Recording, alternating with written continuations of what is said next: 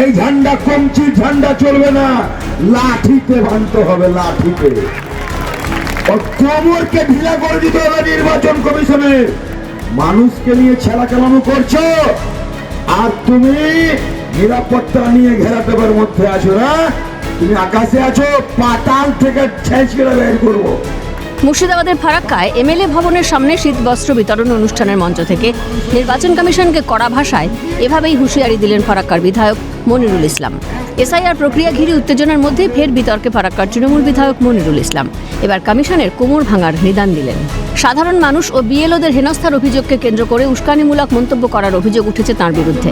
তার সংযোজন, তুমি নিজেই জানো না কখন কি বলছো, তাই একটা একটা করে আমাদের সংবিধানের উপরে, আমাদের সুপ্রিম কোর্টের উপরে আমাদের আস্থা রাখতে হবে।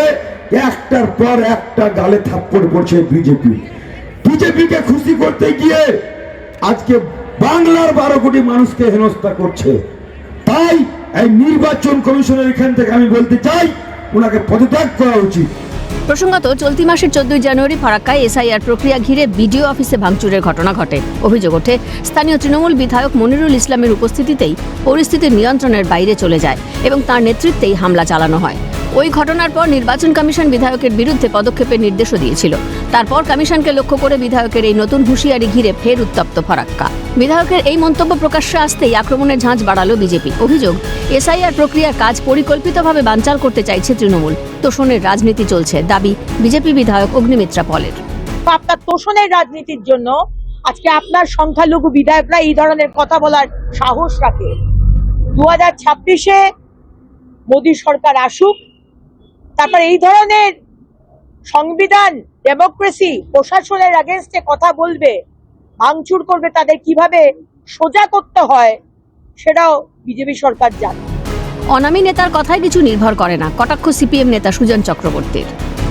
ঝান্ডায় এখন ভালো করে লাঠি বেঁধে রাখতে হবে, কড়া লাঠি বেঁধে রাখতে হবে, আর পাতাল থেকে আঁচড়ে তুলে নিয়ে আসবে, নাকি ছেঁচড়ে তুলে নিয়ে আসবে। এমন এমন কথা বলছি যাতে সেই কথাগুলোর জন্য অন্তত ওই মনিরুল মার্কা কোনো এক এমএলএ আছে এটা লোকে জানতে পারে। যাদের নিজেদের কোনো যোগ্যতা নেই, খালি পুলিশ আর বাহিরে নিয়ে ঘুরে বেড়ায়, তারাই শাসকের নেতা, রাজ্যের হোক আর দেশের হোক, তাদের কথার উপর কিছু নির্ভর করে না। পাল্টা সুর চড়িয়ে তৃণমূলের দাবি, বিধায়ক কোনো ভুল কথা বলেননি। বিজেপি সরকারের দালালি করছে কমিশন। লজিক্যাল ডিসক্রিপেন্সির নামে রাজ্যের মানুষকে হেনস্থা করা হচ্ছে, বাকি রাজ্যগুলোতে হচ্ছে না কেন? বিজেপি সরকারের যে দালালি করছে নির্বাচন কমিশন, বাংলার ভোটারদের হয়রানি করা, বাংলার ভোটারদের নাম ভোটার তালিকা থেকে বাদ দেওয়ার যে চক্রান্ত, এটা আজকের দিনের আলোর মতো পরিষ্কার।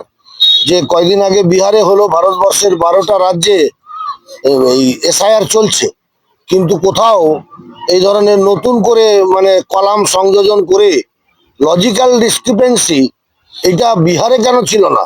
লজিক্যাল ডিসক্রিপেন্সি ভারতবর্ষের অন্যান্য রাজ্যে কেন নেই, কেন পশ্চিম বাংলায়? কাজেই আমার মনে হয় আমার বিধায়ক কোনো ভুল কথা বলেননি। টার্গেট 26-এর নির্বাচন, 1 ইঞ্চি জমি ছাড়তেও নারাজ শাসক বিরোধী যুযুধান 2 শিবির। এসআইআর আবহে চড়ছে পারদ। এখন পরিবর্তিত পরিস্থিতি কোন দিকে মোড় নেয় সেদিকেই নজর রাজ্যবাসীর। শিবা সরকারের রিপোর্ট, ক্যালকাটা নিউজ।